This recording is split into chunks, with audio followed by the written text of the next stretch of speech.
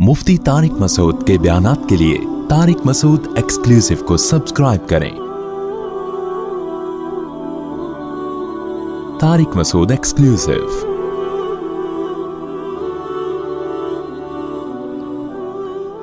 और दूसरी बात यह कि इस्लाम में जिस माँ का दूध आपने पिया हो उसका बहुत बड़ा हक है। जिस माँ ने, औरत ने, देखो गैर मुस्लिमों के यहाँ रिलेशन नाम की कोई चीज नहीं है। इस्लाम तो रिलेशन ही की बेस पे कायम है, अल्लाह से रिलेशन, आपस में रिलेशन। तभी तो कुरान जहां अपना हक बयान करता है वहीं फौरन माँ बाप का तस्करा कर देता है, क्योंकि अल्लाह के बाद सबसे ज्यादा एहसानात किसके हैं? वालिदैन के। तो रिलेशन ही की बेस पे तो इस मजहब वजूद में आया है। इस मजहब की बेस ही रिलेशन पर है कि अपना रिलेशन अपने बनाने वाले से भी सही करो और जिन्होंने तुम्हें पैदा किया उनसे भी सही करो। इस्लाम में बताओ ना मुझे कि अल्लाह के बाद सबसे बड़ा हक किसका है? वालिदैन का है या नहीं है? ववस्सैनल इंसान बिवालिदैहि, हमने वसीयत कर दी है, ला तकुल लहुमा उफ़्फ़िन।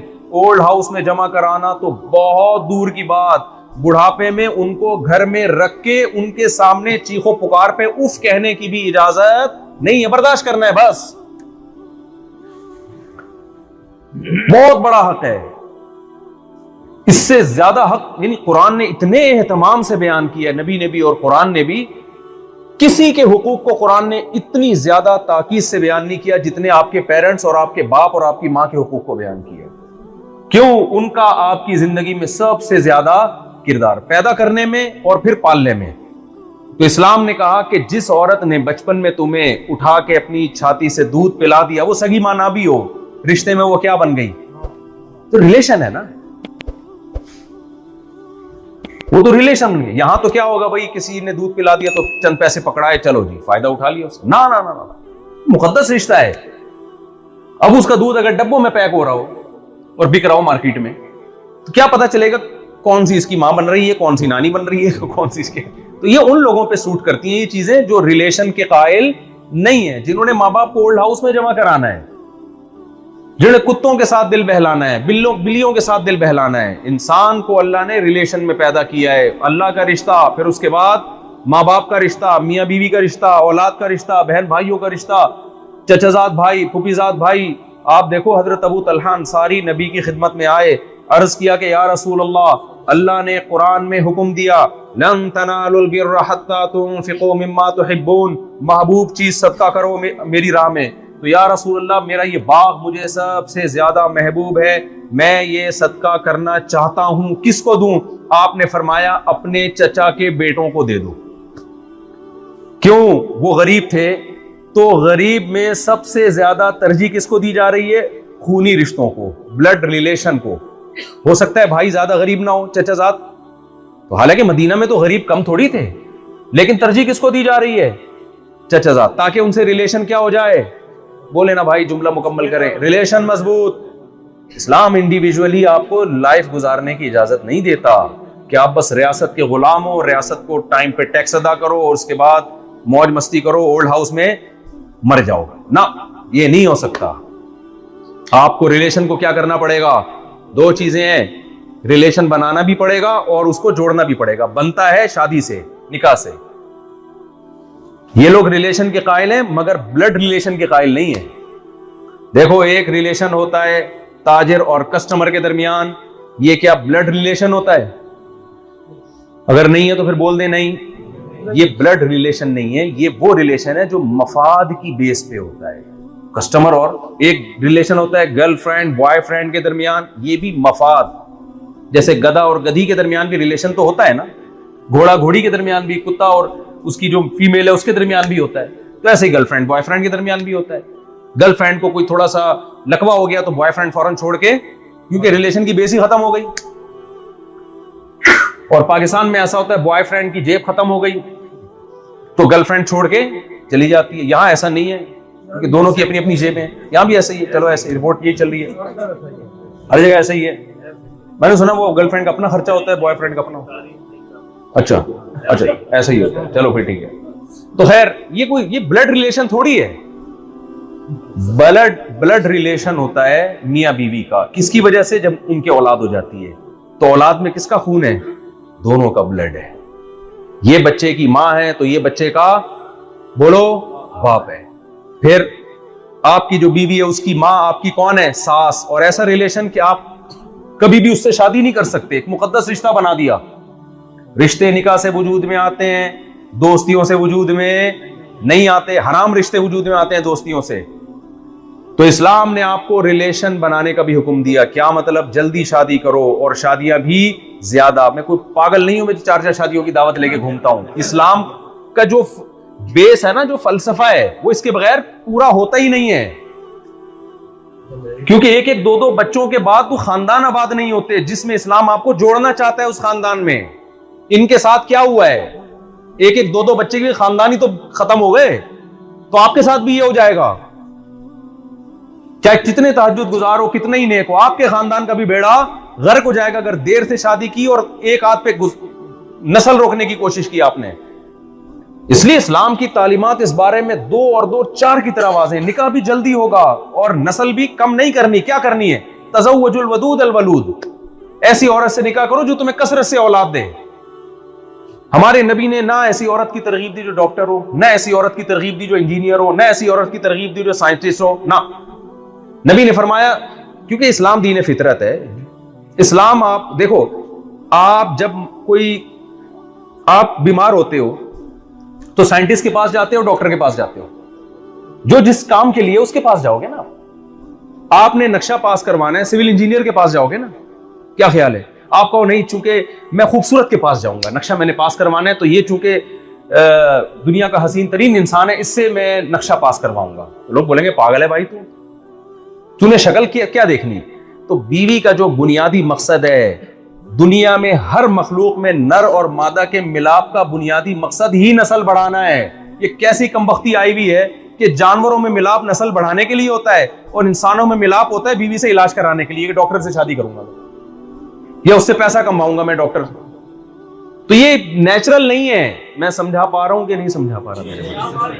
جو بنیادی مقصد ہے وہ گھرداری ہے اور نسل بڑھانا ہے, تاکہ آپ کو اولاد ملے, وہ اس کا بھی سہارا بنے اور آپ کا بھی سہارا بنے, اور آپ کو تنہائی دور کرنے کے لیے روبوٹ کا سہارا اور کتے بلوں کا سہارا نہ لینا پڑے. جو اس کا مقصد تھا وہ ہٹا دیا اس سے اور اس کو لگا دیا اس کام میں جس کے لیے وہ بنی نہیں ہے. ڈاکٹر بننا بھی ٹھیک ہے, ضرورت بھی ہے سوسائٹی کی. میں نکاح کا مقصد بتا رہا ہوں کہ نکاح میں ان چیزوں کو فوکس کیوں کرتے ہو بھائی؟ تو آپ لوگ جتنے بھی ماڈرن ہو نا, شادی دیسی لڑکیوں سے کیا کرو, اللہ کا واسطہ, یہ خدا کا واسطہ. یہ ماڈرنزم سے آپ متاثر مت تو, بیڑا غرق ہو جائے گا. ہمارے پاس جتنی رپورٹیں ہیں نا آپ کے پاس نہیں ہوں گی. میں یہ نہیں کہہ رہا کہ پڑھی لکھی لڑکیوں سے مت کرو, میں کہہ رہا ہوں ماڈرن سے نہیں کرو. دیسی ہو بھلے پڑھی لکھی ہو, وہ تو زیادہ اچھی ایجوکیٹڈ ہوگی, تو نہ بھی ہو تو گھرداری جانتی ہو. ہماری مائیں اور ہماری دادیاں نانیاں کیا تھیں؟ وہ سائنٹسٹ تھی. وہ کیسے بہترین گھر انہوں نے بسائے ہیں اور کیسی بہترین انہوں نے تربیت ہماری بھی کی اور دوسرے بچوں کی بھی کی. ہم تربیت یافتہ ہوئے نہیں ہوئے تو ہمارا قصور ہے نا. انہوں نے تو کوئی کسر نہیں چھوڑی, ان کو کیا آتا تھا. تو اس لیے اسلام رشتے پیدا کرنے کا بھی حکم دیتا ہے اور ان کو جوڑنے کا بھی حکم دیتا ہے. تو پیدا کرنے پہ بھی فوکس کرو, 1 شادی نہیں, 2 نہیں. اللہ نے کتنی اجازت دی. ایسی کی تیسی ہے سوسائٹی, بھاڑ میں جائے. یہ بولنا پڑتا ہے, اس کے بغیر موٹیویشن ملتی نہیں ہے. چھوڑ دو اس.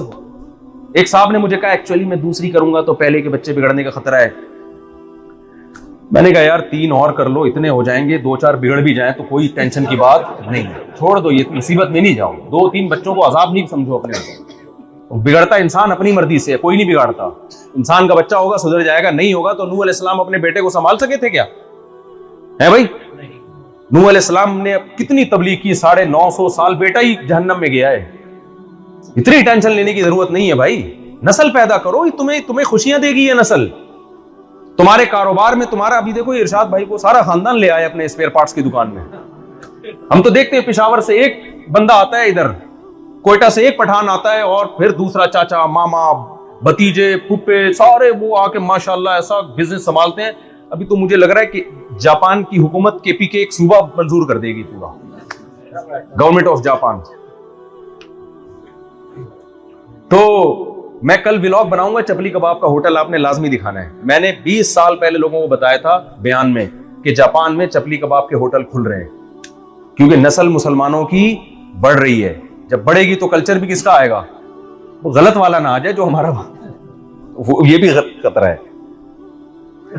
تو گٹکے نہ آئے، چوریاں چکاریاں نہ آئے. آ گئی ہیں وہ بھی آ گئی، گٹکا بھی آ گیا، بہت آ گیا. تو وہ تو مذہب سے دوری کا نتیجہ ہے نا، مذہب سے دوری کا نتیجہ ہے. تو چپلی کباب کے ہوٹل، کبھی کسی جاپانی کو کھلایا آپ لوگوں نے چپلی کباب؟ کھاتے ہیں، لگ گیا نا ان کو بھی. گٹکا نہ کھلائیں بس خدا کا واسطہ. کسی جاپانی کو گٹکا لگ گیا نا تو پھر گٹکے میڈ ان جاپان بنیں گے، وہ پھر بہت ہی کوالٹی میں، بہت ہی نشہ ان میں بہت زیادہ ہوگا، وہ بڑا خطرناک قسم. نسوار بھی آ گئی ہے، یہ تو ہم پہلے 20 سال پہلے پیش گوئی کر چکے تھے. جاپان کے سائنسدان جب بھی کوئی تحقیقی کام کریں گے پہلے ایک نسوار کا یہاں رکھا. تو زنا سے بچنا ضروری ہے بھائی، اس کے بغیر برائی سے بچنا اس زمانے میں بہت مشکل کام ہے. حلال میں اللہ نے وسعت دی ہے، عورتوں کو تمہارے لیے پیدا کیا ہے بھائی، دور رہنے کے لیے پیدا نہیں کیا. لیکن گدے گھوڑوں والے طریقے سے ان کے پاس مت جاؤ. جب جانا ہے عورت کو عزت دو. عزت اس کو گرل فرینڈ بنانے میں نہیں ملتی، بیوی بنانے میں ملتی. بیوی بنا کے لے کر آؤ تاکہ اس کی ماں تمہاری ساس بن جائے، اس کا باپ تمہارا سسر بن جائے. Brother in law, sister in لا، ان لاس کا ایک پورا سلسلہ اللہ نے رکھا ہے. تو تمیز سے ایک کام کر لو بھائی، تو 4 کر لو. ایک ہندو نے میرے بیان پہ کمنٹس کیے ہوئے تھے، ان مولویوں کے مزے دیکھو، جاپان گھوم رہا ہے اور شادیاں بھی اتنی کر رہا ہے. ہر طرح کے کمنٹس آ رہے ہوتے ہیں. اور پھر اس نے کمپیئر کیا کہ ہمارے جو پنڈت ہوتے ہیں وہ تو کتنے نیک ہوتے ہیں، عیاش نہیں ہوتے وغیرہ وغیرہ. بھائی ہمارے مذہب نے ہمیں نہ تفریح سے منع کیا، نہ جائز عیش و عشرت سے منع کیا. بھائی آپ کے مذہب میں ہوگا یہ سب، ہمارے مذہب میں کیا ہے کہ بھائی ایک حلال طریقہ ہے اور ایک کیا ہے، حرام طریقہ. اللہ نے یہ دنیا کی نعمتیں پیدا ہی انسانوں کے لیے کی ہیں، اوائڈ کرنے کے لیے تھوڑی کی ہیں. میں نے ان سے کہا ہے روز ایک انار مجھے لازمی کھلانا ہے. انار سے بہتر کوئی پھل دنیا میں شاید نہیں ہے. تو اور بڑی فٹ فاٹ صحت رہتی ہے انار سے نا. اب میں نے ان کے کہا ہے نا، انہوں نے پھر کتنا بڑا کریٹ لے کے رکھا ہوا ہے. میرا بھی آسٹریلیا سفر ہے تو وہاں آسٹریلیا میں بھی انار نہیں ہے. ہمارے حضرت جو تھے نا بہت پرہیزگار تھے، 8 10 پارے تہجد میں پڑھنے کا معمول تھا. لیکن حضرت کو سیب پسند تھا، ڈیلی ایک سیب نہارمو لازمی، اس سے صحت بھی ان کی اچھی رہتی تھی. جب سیب کا موسم ختم ہو جاتا ٹورنٹو سے منگواتے تھے سیب. اب کوئی ان کی زندگی دیکھ کے بولے عیاشی ہے یار، یہ کیا ہے سیب کے بغیر چند دن گزار. بھائی ان کے پاس اللہ کا دیا بہت کچھ تھا. انہوں نے کہا ڈیلی میں نے سیب کھانا ہے، یہاں ختم ہو گیا کوئی مسئلہ نہیں، کہاں سے آئے گا، جہاں ہے وہاں سے منگواؤں گا. تو اس کو عیاشی نہیں کہتے بھائی، اس کو کہتے ہیں اللہ کی جائز نعمتوں سے لطف اندوز ہونا. اہل اللہ کو اللہ نے دل بڑا دیا ہوتا ہے تو وہ پیسے بچا کے نہیں رکھتے ہیں. اب حضرت چاہتے تو نہ منگواتے ٹورنٹو سے، اس پیسے سے بحریہ ٹاؤن میں 6 پلاٹ خرید لیتے. کیا خیال ہے؟ تو بھائی حدیث میں آتا ہے یقول العبد مالی مالی، انسان کہتا ہے میرا مال میرا مال. آپ صلی اللہ علیہ وسلم نے فرمایا تیرا مال صرف وہ ہے جو تو نے کھا کے ختم کر دیا. انار کھائی اور پیٹی کیا ہو گئی، ختم. سیب کھائے اور پیٹی کیا کر دی، ختم. وہ تیرا مال ہے، لگ گیا باڈی کو. اور جو پہن کے پرانا کر دیا وہ بھی تیرا مال ہے. باقی سارا تیرے وارثوں کا ہے، تیرا نہیں ہے. قبر میں لے کے جائے گا کیا؟ آپ کہہ سکتے ہو چلو وارثوں کا بھی تو ہو گیا نا. تو وارثوں کا کون سا اپنا ہے؟ ان کا بھی اس میں سے وہ جو ہے جو خربوزے ابا چھوڑ کے گئے ہیں وہ کھا لیے انہوں نے. باقی وہ ان کی بھی سارا کہاں جائے گا، آ کے ان کے وارثوں میں. وہ کون سا اس سے فل انجوائے کر سکتے ہیں؟ اور ویسے بھی وراثت میں فری پھوکٹ میں جو پیسہ ملتا ہے اکثر برباد ہی ہوتا ہے. خیر پھر بھی اپنے بچوں کے لیے کچھ چھوڑ کے جانا، یہ شریعت کا حکم ہے. ایسا نہ ہو کہ سارے انار کی پیٹی بحریہ ٹاؤن کے آپ نے کچھ بنا لیا ہوگا تو بیچ کے پیٹیاں ہی خرید کے کھانا شروع کر دیں. ہر چیز کا ایک مطلب ہوتا ہے نا، ایز اٹ از نہیں لیا جاتا. مقصد یہ کہ یہ شریعت میں ممنوع یہ نہیں ہے کہ آپ کو اللہ نے کوئی نعمت دی ہو تو آپ اس سے فائدہ اٹھائیں. انلیگل ہو، انلیگل نہ ہو، اللہ کی طرف سے وہ کیا ہو. اللہ میاں نے کہا یہ شہد میں نے پیدا کیا تمہارے لیے، شہد کی مکھی کو میں نے سکھا دیا چھتے سے یہ بناؤ، وہ کیسے پھلوں کے رس کو چوسو اور یہ بناؤ. تو کس کے لیے پیدا کیا؟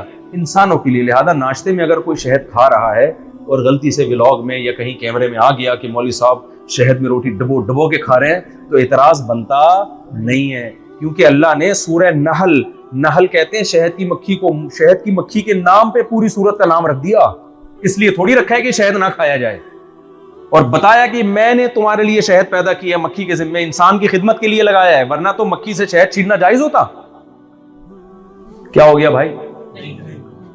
ہم جو مکھی کتنی محنت سے بناتی ہے، ہم دھواں دیتے ہیں اور ساری مکھیاں اڑا کے سارا شہد نچوڑ کے، افسوس تو ترس تو آ رہا ہوتا ہے مکھی کے اوپر کہ اس کا تو پروگرام تو بڑھ گیا، جو اس نے پروگرام کیا تھا وہ تو بڑھ گیا سارا، بیچاری کا پروگرام بنا کس کا ہے؟ ہمارا بن گیا۔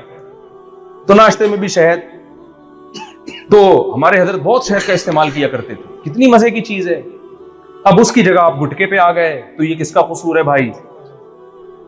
یہ آپ کا قصور ہے بھائی، آپ گٹکے پہ سیٹ ہو گئے، سگریٹ پہ سیٹ ہو گئے۔ جو لذت کی چیزیں اللہ نے، صحت کی چیزیں، میں نے شہد کے بارے میں جو تجربہ کیا ہے نا، ڈاکٹروں کی تحقیق ایک طرف ہوگی، ڈاکٹر تو منع کرتے ہیں یعنی شوگر والی کوئی بھی چیز، لیکن میرا اپنا جو تجربہ ہے نا، شہد کھانے سے طبیعت بھاری نہیں ہوتی۔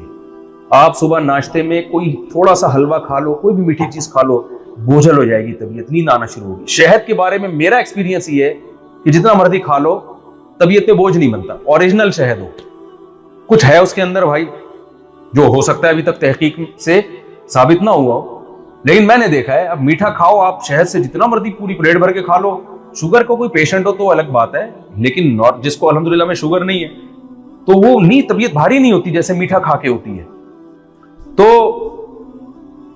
وہ ہندو اعتراض کرتے ہیں نا، یہ دیکھو مولویوں کے مزے ہیں۔ کل بھی ایک خاتون نے میرے خلاف، اور مولانا طارق جمیل صاحب مجھے دکھایا، ریوو میں بیٹھا ہوا ہوں یوں چلا رہا ہوں، مولانا طارق جمیل صاحب کو دکھایا لینڈ کروزر سے اتر رہے ہیں، اور ایک مولانا کو دکھایا پتہ نہیں سوئٹزرلینڈ میں، تو کہا کہ یہ دیکھو یہ مولوی ہمیں، کل کی بات ہے نا ٹک ٹاک پہ، یہ مولوی ہمیں کہتے ہیں دنیا مسافر خانہ ہے، دل لگانے کی جگہ نہیں ہے، اور ان مولویوں کی اپنی حرکتیں دیکھو۔ میں نے کہا یار ان مولویوں کی، بھائی اگر چوری کی ریوو ہے، یہ کسی یا مدرسے کے نام پہ لیا چندہ تھا اور خرید اس سے کیا لی، ایسا بھی ہوتا ہے پاکستان میں الحمدللہ۔ بعض دفعہ ایک یتیم خانہ کھول لیا جاتا ہے مدرسے کے نام پہ، اور یہاں بھی ہوتا ہے، ہاں تو وہ تو ہر جگہ ہی فراڈی لوگ ہوتے ہیں۔ تو مدارس ہمارے دین کی بہت خدمت کر رہے ہیں، لیکن 2 نمبر لوگ ہر جگہ ہوتے ہیں۔ مدرسہ چلانے والے برے نہیں ہوتے، بعض لوگ برے لوگ مدرسہ کھول لیتے ہیں۔ داڑھی والے برے نہیں ہوتے، بعض دفعہ برا آدمی کیا کر لیتا ہے، لوگوں کو دھوکہ دینے کے لیے داڑھی رکھ لیتا ہے۔ تو یہ مارکیٹ میں بہت چل رہا ہے، اور ہم اور آپ بے وقوف ہوتے ہیں جو بغیر تحقیق کے لوگوں کو چندہ دینا شروع کر دیتے ہیں۔ یہ تو ہماری بے وقوفی ہے نا، صرف ظاہری گیٹ اپ دیکھ کے، یا صرف 2-4 یتیم بچے دیکھ کے۔ خیر بات کو میں سمیٹ کے ختم کرتا ہوں، یہ تو سوال جواب کا سیشن تھا، تو بیان کا تو میرا پروگرام ہی نہیں تھا۔ تو کیا کہہ رہا تھا میں، جلدی سے بات کو سمیٹوں۔ ہاں تو بھائی یہ میں آپ لوگوں سے بھی کہتا ہوں کہ اللہ نے عورت کی طرف پہنچنے کا ایک حلال راستہ رکھا ہے اور ایک حرام۔ حلال سے اللہ خوش ہوتا ہے، حرام سے اللہ کیا ہوتا ہے، ناراض ہوتا ہے۔ حرام میں تو کسی عورت کو بری نیت سے دیکھنے کی بھی اجازت نہیں ہے، بری نیت سے کسی کو دیکھ بھی نہیں سکتے آپ۔ اور حلال میں اللہ نے آپ کو نکاح کا کی گنجائش دی ہے، اجازت دی ہے، تو کیوں سوسائٹی سے ڈر رہے ہو یار؟ میں نے کتنے نوجوان کو دیکھا ہے کہ شراب پیتے ہیں، ان کا باپ اس سے خوش نہیں ہوتا، وہ سمجھا رہا ہے، نہیں مانتے نہیں ابا کی۔ جب شادی کی باری آئے گی تو پھر کون رکاوٹ بنتا ہے، ابا۔ یار تم برا کام کرتے ہوئے ابا کو ابا نہیں سمجھ رہے، حلال کرتے ہوئے کرو وہاں جہاں ابا کہہ رہے ہیں، یہ زیادہ بہتر ہے، کیونکہ وہ صرف تمہاری بیوی نہیں، تمہارے ابا اما کی بہو بھی ہوگی۔ لیکن اس بات میں ابا کی اطاعت نہ کرو کہ شادی نہیں کرنا، بیٹا پیسے کماؤ ابھی شادی وادی کی، نہ ابا ایسا نہیں، بھوک لگے گی تو روٹی کھائی جائے گی۔ تو اسی طرح میرے بھائی یہ بھی خواہش، شہوت کی ایک بھوک ہے، مرد کی دل میں اللہ نے عورت کی رغبت رکھی ہے، یہ مٹائی نہیں جا سکتی، یہ ناممکن ہے۔ تو جب نہیں مٹائی جا سکتی تو اللہ نے کسی وجہ سے رکھی ہے، تاکہ کسی بہانے یہ کسی کو سہارا دے، اس کا گھر بسائے۔ تو اب جو ہے نا، میں آپ سے عرض کر رہا تھا، بات کو سمیٹتا ہوں کہ اسلام کے علاوہ آپ کے پاس کوئی آپشن نہیں ہے، اسلام ہی گائیڈنس کرتا ہے۔ تو اسلام کی گائیڈنس، اسلام کی جو ہدایت ہے، دل میں عزم کریں، نیت کریں، ہم اس کو مکمل فالو کریں گے۔ اس میں سب سے پہلے توحید ہے، اس کے بعد نماز ہے۔ مسجدوں میں نماز کا رواج یہاں کم ہے، مسجدیں تو ماشاءاللہ بہت بن گئی، عربوں نے بھی بنائی ہیں، دوسرے مسلم اسکالرز نے بھی، مسلمان لوگوں نے بھی، ملکوں نے، لیکن سب سے زیادہ مسجدیں بنانے کا کریڈٹ پاکستانیوں کو جاتا ہے الحمدللہ۔ سب سے زیادہ مسجدیں یہاں پہ جاپان میں بنائی ہیں پاکستانیوں نے، اور پھر انڈین نے بھی بنائی ہیں، اور بنگلہ دیش کے لوگوں نے بھی بنائی ہیں. جو مجھے رپورٹ ملی ہے ان میں پاکستانی الحمدللہ بہت آگے ہیں اس میں. اور ہماری جو گجراتی برادری ہے نا انڈیا اور پاکستان میں, ان مدرسے بنانے میں یہ سب سے آگے ہیں. ساؤتھ افریقہ میں مدرسے بنائے, صورتی قوم ہے اور گجراتی لوگ ہیں, انہوں نے پوری دنیا میں مدارس کا جال بچھا دیا. اتنے علماء تیار ہو رہے ہیں, بڑا دل باغ باغ ہو جاتے ہیں کیونکہ سارے تاجر ہیں. تو تاجر ہیں, جہاں بھی گئے گجراتی لوگ انہوں نے جاتے ہی وہاں ایک مسجد بنائی, مدرسہ بنایا. کاروبار کرنے کا کرتے رہیں گے لیکن یہاں دین کی بنیاد پڑ جانی چاہیے تاکہ یہیں کے لوگ عالم بنیں. تو آپ لوگ بھی یہ کریں, یہ کام مدارس بنائیں اور اس میں ریلائبل لوگوں کو لے کر آئیں. ایسے لوگ نہ لے آئیں جو چندہ لے لے کے پھر اپنے وہاں ادھر پتہ چلا پلاٹ خرید لیں ادھر پاکستان میں. تو اس سے کیا ہوگا, جس جگہ پہ جو علماء تیار ہوتے ہیں نا اسی مقامی, وہ زیادہ اچھا اس کلچر کو سمجھتے ہیں, وہ زیادہ وہاں اچھی محنت کر سکتے ہیں. تو نماز کی پابندی کرنی ہے, مسجد بنا رہے ہیں ماشاءاللہ اور بنائیں, لیکن مسجدوں کو آباد بھی کرنا ہے. علامہ اقبال کا شعر یاد رکھیں, مسجد تو بنا دی دم بھر میں ایما کی حرارت والوں نے, من اپنا پرانا پاپی تھا برسوں میں نمازی بن نہ سکا. دل کو تو پرانی عادت پڑی ہوئی تھی تو وہ نمازی نہیں بن سکا. تو فجر کی نماز, ظہر کی نماز, عصر کی نماز, مغرب کی نماز, عشاء کی نماز, ذرا ہاتھ کھڑا کر کے وعدہ کرے سب نے پابندی کرنی ہے. کہاں پڑھیں گے؟ ٹھیک ہے نا, پکا ارادہ. کوئی سفر ہو, بیماری ہو, ایک الگ بات ہے. نارملی کہاں پڑھنی ہے بھائی؟ ایک ہی تو, جب اللہ نے اتنا ہمیں بنا دیا اور اتنا کچھ دے رہا ہے تو اس نے یہ تھوڑی کہ سارے دن نمازیں پڑھتے رہو. اس نے یہ کہا ہے کہ بھائی 5 ٹائم کہاں حاضری دینی ہے؟ مسجد میں آ کے. مسجد آباد ہو, اس سے آپ کا ریلیشن آپس کے مضبوط ہوں گے. اور مسجد میں آ کے غیبت نہ کرو ورنہ ریلیشن کی ایسی کی تیسی ہو جائے گی. کیونکہ آج کل مسجد میں بعض دفعہ توڑنے کا ذریعہ بھی بن گئی. بات پہلے تھے غیبت نہیں ہوتی, جب مل کے یار وہ یہ کر رہا ہے, یار وہ کر رہا ہے, یار وہ کر رہا ہے.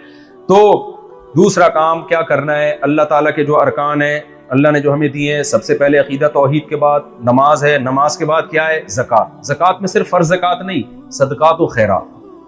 کوئی بھی ضرورت مند ہے چاہے وہ غیر مسلم ہی کیوں نہ ہو, آپ نے اس کے ساتھ تعاون کرنا ہے. مجھے ان کی ارشاد بھائی کا کام بہت اچھا لگا. کہہ رہے ہیں جاپانی کو میں نے گاڑی بیچی, پتہ نہیں کتنے لاکھ اس کو میں نے ایسے ہی چھوڑ دیے. وہ اتنا خوش ہوا, وہ بھائی زبردست. بھائی پاکستان میں پشاور والے اتنے سخی ہوتے ہیں, ورنہ یہاں 1 روپے بھی کوئی نہیں چھوڑتا. دل بڑا کر کے چل بھائی چل یار کیا یاد کرے.